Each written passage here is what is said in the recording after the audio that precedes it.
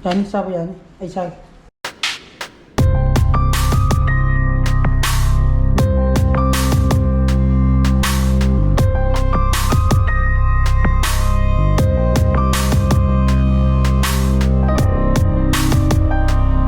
Good morning guys, welcome back to my channel. Yan mga kaibigan kali. Kipung tira mo kayo tasan rin. Isa na pa sumagi peka ay school ka exam kita ko. Ada kita lagi breakfast saraga. Sa kina frozen paratha ni tawri je. Si pizza liwa mo kata. Kata kramba. Ndo lu sakam na re ko. Si. Adan si saraga. Sana pa bani. Sakrani. Pada ai gina pung baro da loiba ma gina pung baro makai tu na ai loira ga dum ma dum lo ga dum hala ne ba ko sak ma pare hala ko ni pulap samin na ra ke ba runga nang si sa ba ho be ta bra sara sara sata ji ma du nga ta ni bung ko mi ba ka chalam dai jane wa pare ni bung revision ki tak to ko dara masi weather ji jo deshin fazana tha rahe ko Ingduri. Ada priya thaba ai kor atha abdul lili ka chata yaro abungo sak chaba horong bota bra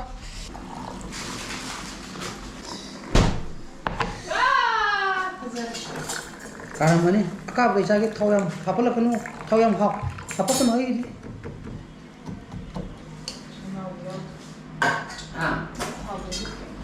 Sini punga ka yani kira.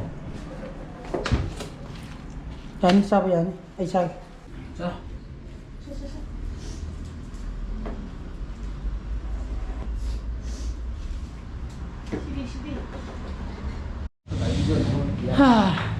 Tumi pan kai tas laktor. Ada nasa lagi sana pipe ani. Station pa hai.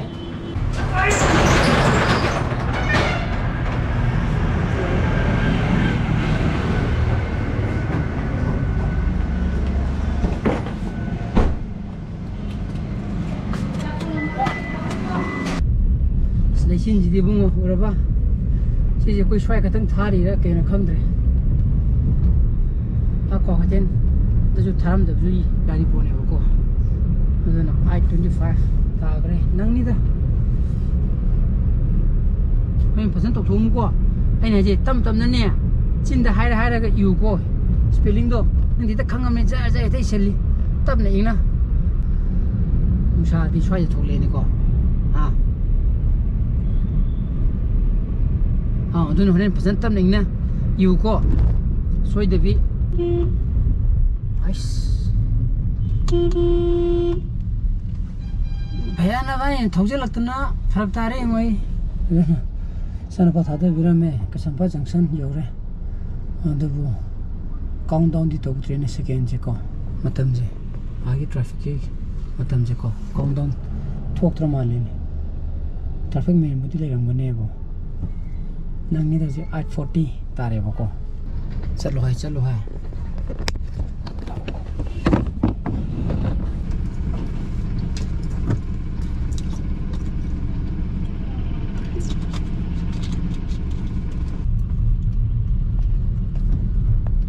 morning jina class 12 ki ko to evening jina class 11 ki don machine morning ta bhai tare ko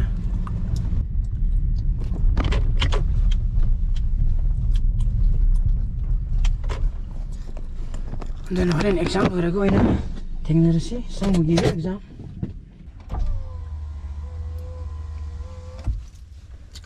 pung baro makai min manga sa sangre ai sanapagi school da la ko don mazu thukla ni don manga si hindi thoi da kamai to ko jan horen ha ka da khangani phar ga dilem sakim ni mamana nei him ni ko ngarang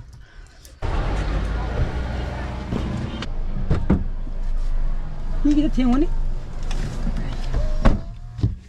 Exam kamu tahu ke? Cinta deh. Exam kamu tahu ke? Nungai dah. Nah, nomo. Hai di kang tapi yauk pra.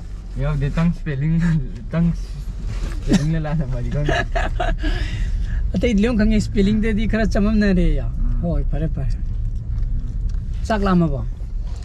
ꯍꯣꯏ ꯍꯣꯔꯦꯟ ꯌꯨꯝ ꯃꯃꯥꯗ phone ꯇꯧꯈ꯭ꯔꯕꯅꯤ ꯆꯥꯛ ꯆꯥꯔꯨꯔꯁꯤ ꯑꯗꯒꯤ chicken wings ꯈꯔ ꯂꯩꯔꯒꯕꯀꯣ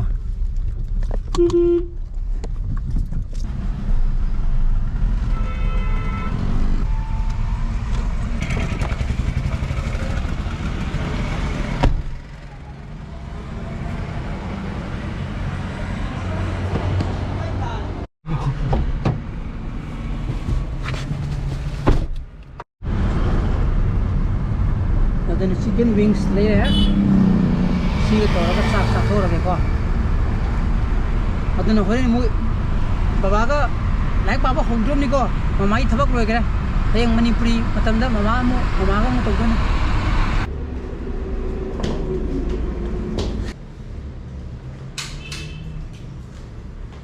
ꯆꯥꯛ ꯂꯥꯝꯃꯦꯍꯦ ꯀꯣ ꯑꯗꯨꯅ ꯗ꯭ꯔꯦꯁ ꯐꯠ ꯐꯠ ꯍꯣꯡꯗꯣꯛꯑꯒꯅꯦ ꯆꯥꯛ ꯆꯥꯊꯣꯛꯄꯅ ꯐꯔꯦ ꯑꯕꯨꯡꯉꯣ ꯗ꯭ꯔꯦꯁ ꯍꯣꯡꯗꯣꯛꯑꯣꯏ ꯆꯥꯛ ꯈꯪꯂꯝ ꯂꯥꯝꯗ ꯂꯩꯔꯦ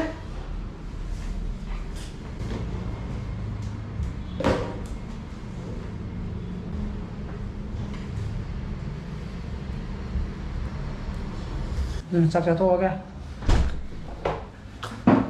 ꯍꯋꯥꯏꯁꯨ ꯊꯣꯡꯉꯝꯃꯦꯀꯣ ꯐꯦꯚꯣꯔꯥꯏꯠ ꯀꯪꯃꯦꯠ ꯑꯃꯁꯨ ꯂꯩꯔꯦ ꯑꯗꯨꯕꯨ ꯇꯤꯜꯍꯧ ꯂꯩꯔꯝꯗ꯭ꯔꯦ ꯀꯣ ꯀꯪꯃꯦꯠꯁꯤꯒ ꯇꯤꯜꯍꯧ ꯀꯣꯊꯔ ꯆꯥꯔꯗꯤꯕꯨ ꯍꯥꯎꯗꯔꯗꯨꯅꯤ ꯑꯗꯨꯅ ꯆꯥꯛ ꯆꯥꯈꯤꯒꯦ ꯑꯗꯨꯒ ꯉꯥꯏꯍꯥꯛ ꯄꯣꯊꯥꯔꯒ ꯏꯆꯥꯅꯨꯄꯥꯒ ꯑꯩꯒ ꯃꯥꯒꯤ ꯃꯊꯪꯒꯤ ꯇꯥꯔꯤꯛ 9ꯒꯤ ꯁꯕꯖꯦꯛꯀꯤ ꯐꯝꯕ ꯍꯧꯗꯔꯒꯦ ꯍꯩꯔꯣ ꯆꯥꯔꯨꯕ ꯁꯥꯎꯅꯤꯌꯦ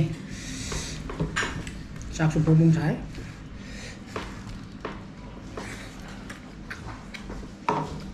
ꯃꯔꯨꯝꯁꯤꯗ 이찬우빠 퀘션 hangiko ai pathaba hori mai ko physics ana lotion gena ma science to eba khangdiya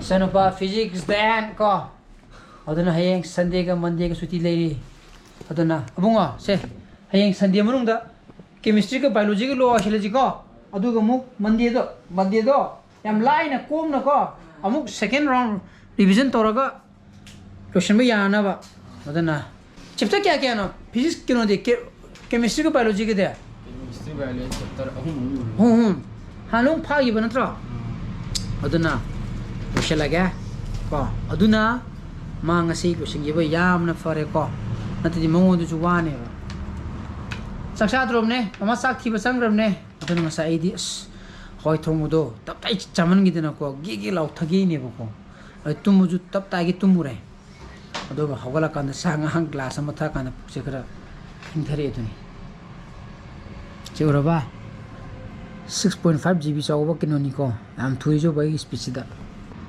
अदुना मयाम ai ngasi blog मता इंट्रोडक्शन जरगे ई ब्लॉग पाम थोगदी लाइक तो बिरमो शेयर तो बियो अनो भिउ सो बियो सब्सक्राइब तो बिरमो को नुकसान फसले बियो so please be safe and be healthy bye bye good night